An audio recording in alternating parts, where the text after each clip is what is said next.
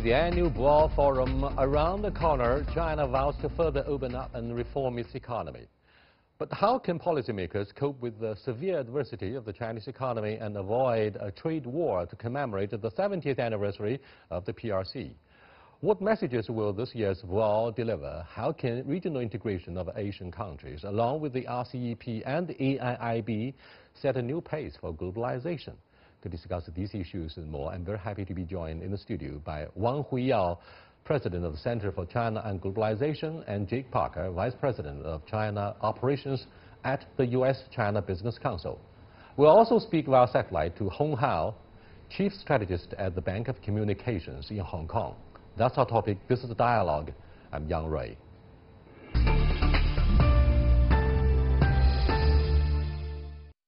Gentlemen, we've had so many different forums, and this year is no exception.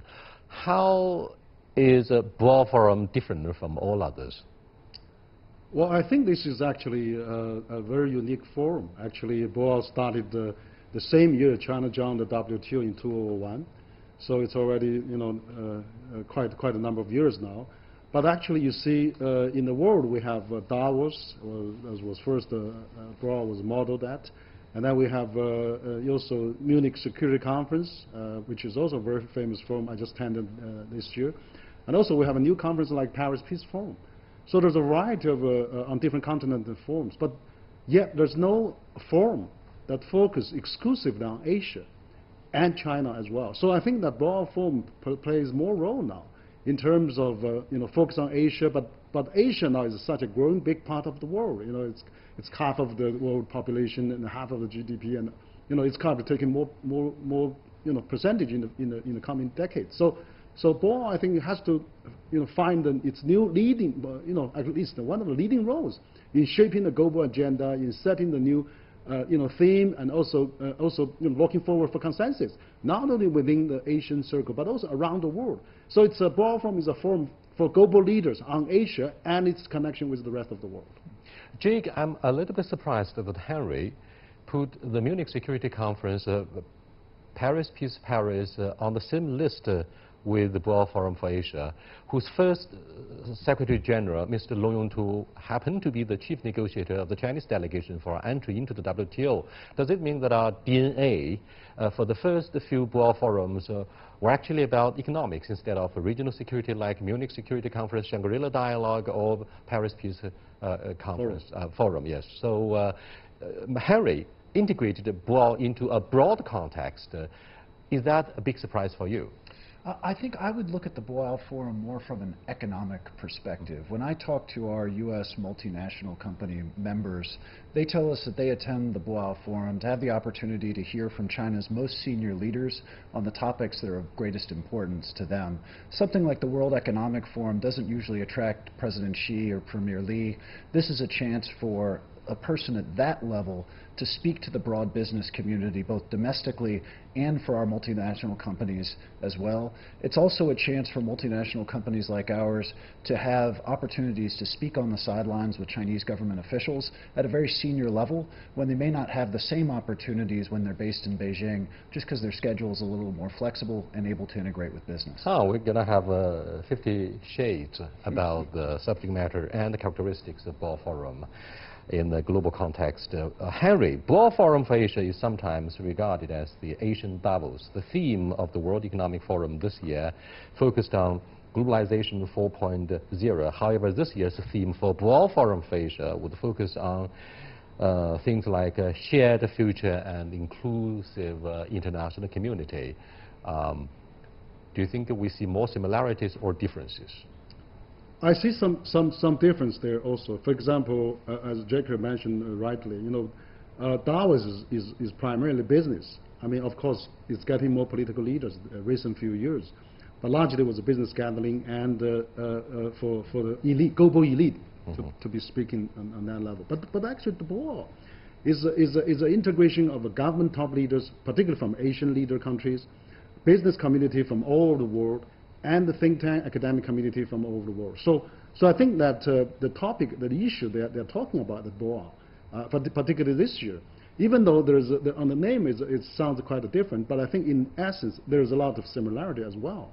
For example, they're all concerned about globalization. Is always, now it's such an active topic. But also they're concerned about WTO reform. They're concerned about CEO, the challenges in China. They're concerned about foreign investment law. So it's probably more reflect the situation close at the door, rather than globalization 4.0 at the global level. So I think Boao is of course pro-globalization, but then more pragmatically how our Asian countries particularly can work together.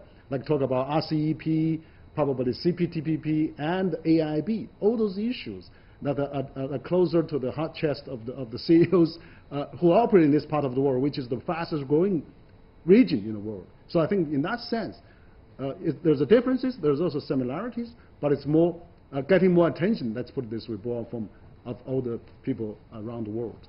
Jacob, despite the skeptical sentiments of a hawkish team in the White House, such as Peter Navarro and Lighthizer, the architect of a Plaza Accord that led to a 10 years recession of the Japanese economy, China is accused of creating its own agenda setting to lay the groundwork allegedly for challenging American leadership. But China denies vehemently, because we say we want to construct a more inclusive world economy, not necessarily in favor of unilateralism or trade protectionism.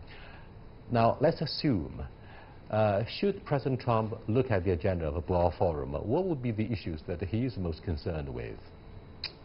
I think from the U.S. government's perspective these days, one of the concerns or questions that's on many people's minds is China's growing geopolitical influence through economic means.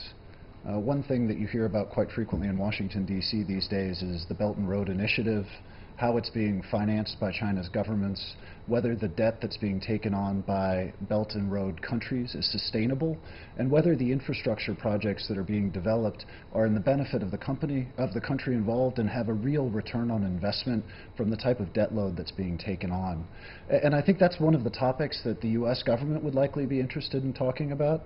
There's also concerns around industrial policy and how China will continue to develop its own industries, potentially at the expense of foreign and U.S. companies. Let me cross over to Hong Hao, Chief Strategist of the Bank of Communications, who's now standing by in Hong Kong.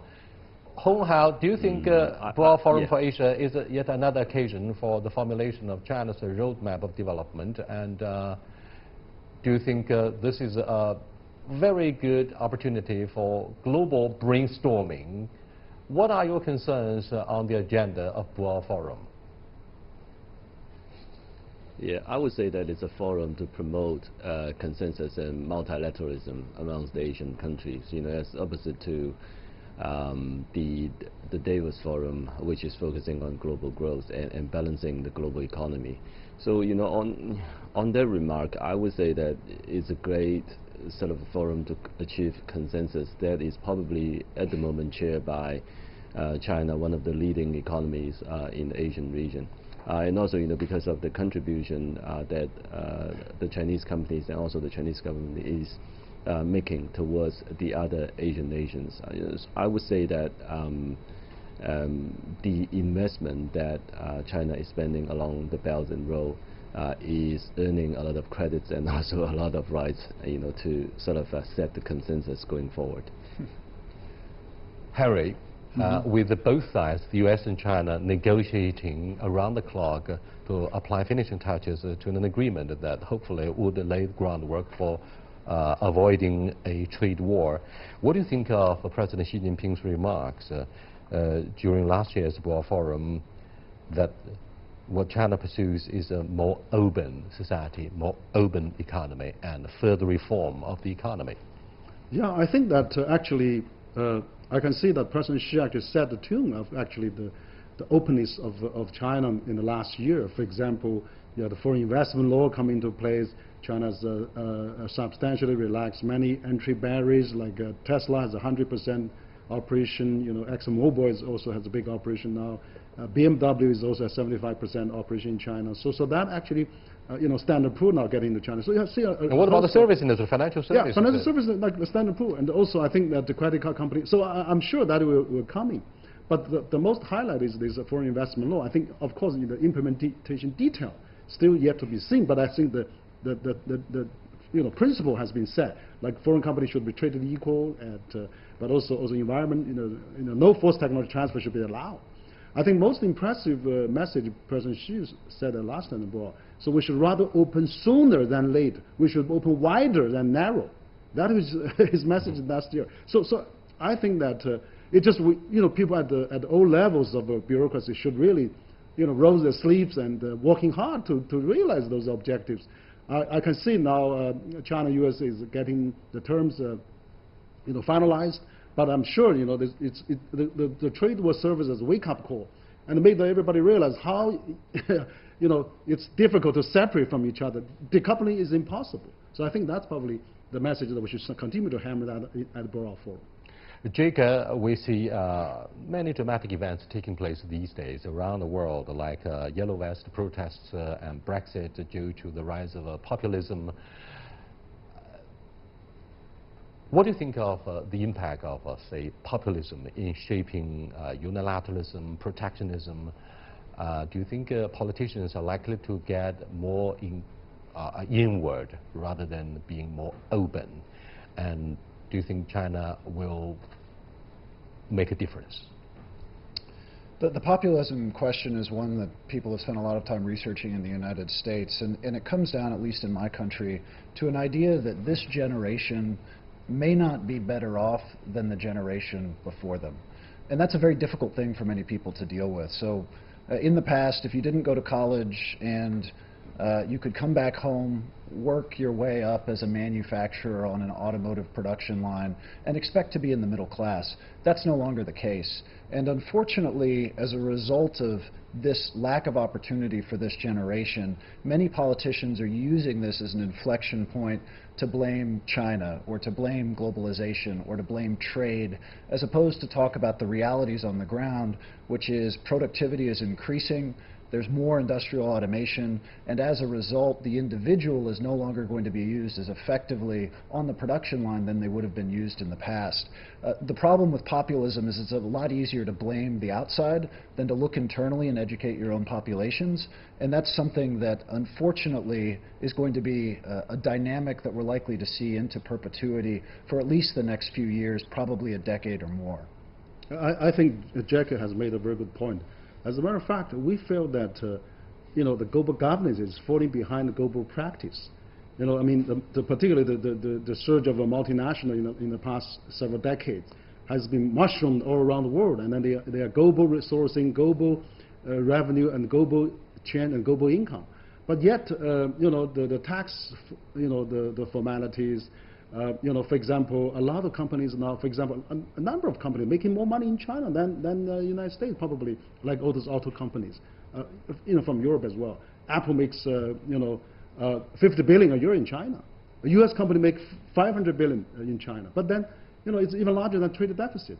But the tax probably would not generate back to the Rust Belt region, or maybe the international tax has a fair compensation for both the home countries and operating countries, is still falling behind. I see recently a new paper coming out of IMF talking about the corporate tax has been declining for all those years because, but in fact they make more money now. So you have the Wall Street is making so much, top 40%, 8 people account 40% of the world wealth, whereas, like Jack said, a lot of people, particularly blue-collar workers, are not benefit from that. And the same thing is in France. This yellow vest is the same issue. So I think we got to upgrade the global governance system and probably also reform WTO and also have a global compensation system designed in place to combat that. Not just China taking all the blames. Apple is made in China, but China is only getting probably $50, but selling $1,000 in the foreign market. And all the middle value chains are benefit from that, but China taking all the deficit criticism. Thank you so much. Let me go back to Hong Hao. Hello, Mr. Hong. In the last stage of the negotiations, the nail-biting negotiations between the United States and China on the agreement to avoid the trade war, the most difficult issues might be the structural ones. And the American side will definitely focus on relationship between the government and companies. When I took a look at the 500 most competitive brands of corporate entities around the world, China is way behind the United States. And topping the list of the Chinese companies among the 500 is the China Mobile. And then the immediate second is Alibaba and then Tencent. So in this context, what do you think of the driving force behind the sustainable growth of the Chinese economy? And do you think the Americans would buy this idea? Yeah, I think for the time being, the SOE is still leading the way. In the past 3 years, we've seen the composition of the Chinese economy, especially in terms of profit contribution, has been changing. Many of the SOEs are making larger contribution to the Chinese economy, and because many of them are situated on the upstream of the value chain and also benefiting from last 3 years supply side reform. So the profitability has improved substantially, and therefore the contribution of their profits to the Chinese economy. I think going forward though, starting from this year, we're seeing increasing support of the banks and the financial institutions for SMEs, Chinese SMEs. And also in terms of lending practice, we've seen window guidance of the government or the PBOC guiding the commercial banks to lend to SOEs as well.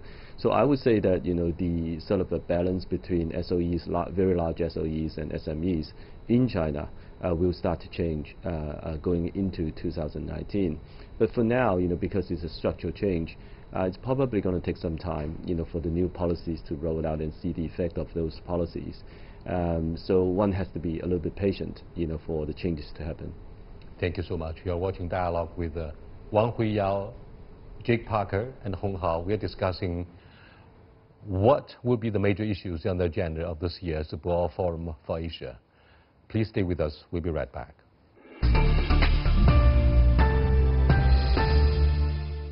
Welcome back. We on the CGTN working for the logo of seeing the difference. It seems in the present day world we have more diversity and impact of multilateralism than buying the idea, for example, of unilateralism. And that has a lot to do with the world leadership. With the unilateral pullout of the United States from so many multilateral frameworks such as the Paris climate change, NAFTA, I mean the UNESCO, yeah, many you could imagine, Sure. could speak of easily. Do you think China and the EU could get closer? What do you think of the future of the world in terms of new leadership? Does it mean that the existing world order is likely to be overhauled, improved? What do you think of, say, the emerging markets, G20, and the American leadership that used to prevail around the world since the end of the Second World War? I think you raised a very, very good question. Actually, the theme of Boao this year is, inclusive, sustainable development, and also with the, globalization as its theme. But actually, you see, I think the world is still, we are still living on the legacy. We're still, enjoying the dividend of the global governance system set up. Actually, U.S. was playing a major role there. But U.S. is trying to, distance itself or pulling out of a lot of a platform. But still, the global governance hasn't crumbled yet. But we are already feeling the pressure on that. So it's probably high time now. Of course, Europe and EU and China and even UK and Japan, many other Western countries and China and G20 should work together to maintain the system and to, to sustain and to enhance and improve. So I think that, people are expecting how long President of U.S. will carry this kind of attitude.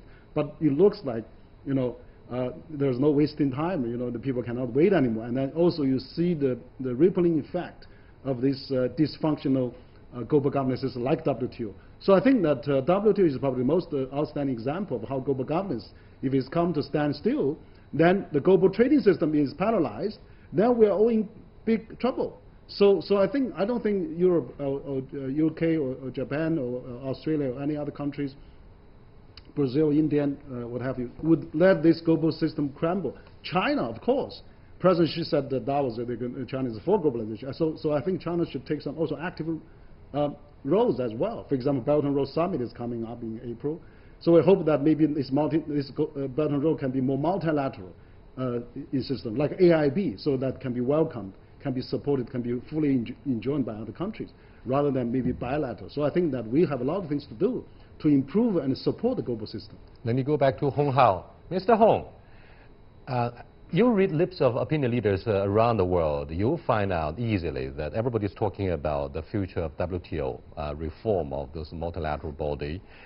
China was blessed by our entry into this World Trade Body in the year 2001. Now, it seems all debates on the reform of the WTO from many perspectives would focus on how to look at China's status quo. Is China still the biggest developing country, or it is, given the fact that it's the second biggest economy, biggest trading power, it's in fact a developed nation? Because that has a lot to do with the reform of the WTO.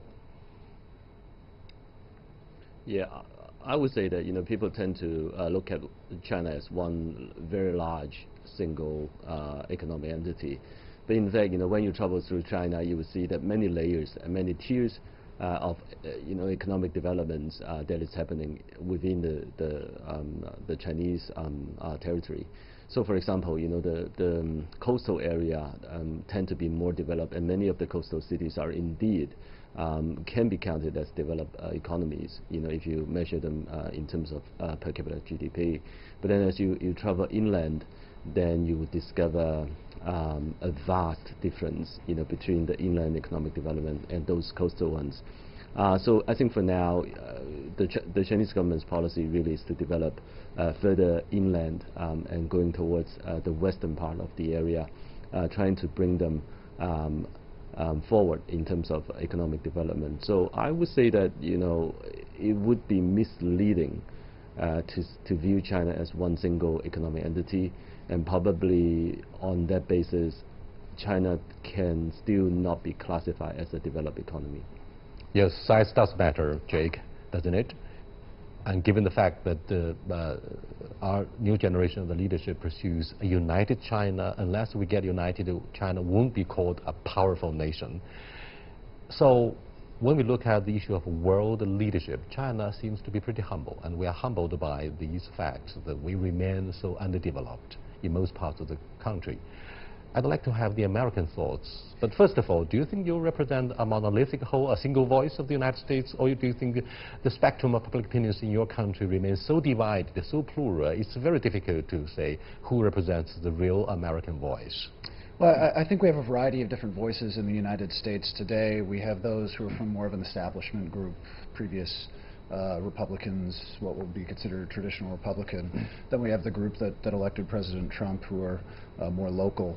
I would make one very specific point, though, and that is that Mr. Hong just made the point on China is still a developing country. I would say that drives people up the walls in the United States. They find it to be the most frustrating and irritating thing that China can say. It brings very little benefit to the World Trade Organization, and it is nothing but an irritant to the bilateral relationship today. It's true, I completely recognize his points that China is still a developing country in very many parts of central and western China. However, when you see China as the second largest economy in the world, when you look at the funds that China is contributing to the world through the Belt and Road Initiative, when you go to a city like Shanghai, these reflect a significant part of China, and we need China to update its perception on what it is, to not only play a bigger role in the global community, but to take on a bigger share of the responsibilities in the global community today. I'd just like to make one other point on the World Trade Organization as well. I agree with President Wang that there are many positive attributes of the World Trade Organization, but it has not aged well. It's wonderful for trading goods without tariffs. It does nothing to address state-owned enterprises. It does nothing to address investment. Does very little to address services in the economy today. And when we talk about reforming the World Trade Organization, I hate to say it, but we've already tried it through the Doha round and have failed. So what's going to make it different this time, now that the United States is adding additional pressure by withholding the approval of dispute resolution mechanism within the WTO, which could leave it judgeless by the end of 2019. What's going to change now that hasn't already happened over the last 2 decades to try and update the World Trade Organization to a state where it addresses these issues that many in the Western world are concerned about? All politics are local. Perhaps to a large degree, economics is no exception. Let's look at the host province of Hainan. President Xi Jinping said exactly 1 year ago that Hainan would be transformed into yet another free port province, a free trade zone. And then people immediately think of the negative list. So what do you think of the experiments that we're going to conduct in Hainan, and what kind of role models will Hainan set for the navigation of China's development in the next stage when we commemorate the 70th anniversary of the PRC this year? Yeah, that's right. I think that a lot of discussion here is very interesting. I think just Pat Parker mentioned China's position. There's different parts of China. I mean, Mr. Hong also mentioned that. If China, actually, if you look at the per capita, is ranked the 70th in the world, if it's economy, but it's the second largest. But of course, also, there's a different China. You got all those free economic zones set it up recently. It's all, like Shanghai and, Guangzhou and all those areas, free economic zones is like a developed world. So I think the DAS has a free China to have. So I think what Hainan is doing, actually, being designated as the largest free trade zone, free trade port in China, is history of China. So this new round of 40 years of opening up further is really to catch up with the world. So something probably China now could position itself as somewhere in between now. It's neither developing nor developing, maybe somewhere in between, that could be discussed, I hope. There could be a third way for China's reform and opening up. Jake, what do you make of the future of Hainan being a free trade zone? Yeah. Well, I've met with some of the local government officials in Hainan, and I think that they've put in some really positive thinkers, particularly about economic liberalization there. The new vice governor was previously with the Ministry of Commerce. The party secretary of Sanya negotiated the U.S.-China bilateral investment treaty. These are individuals with a deep understanding of economic liberalization and reform, and at least from the business community's perspective, we're very positive on that potential. I think one of the things that we worry about in the business community is that we've seen the free trade zones come up before. We saw the Shanghai Free Trade Zone, which I was very active and involved in 2013 when it was first announced by Premier Li.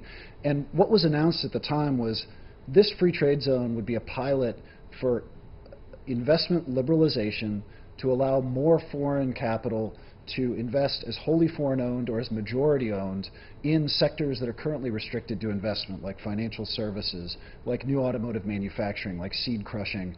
And the reality is that there were significant administrative reforms of the free trade zones, but these investment liberalization reforms didn't come to fruition.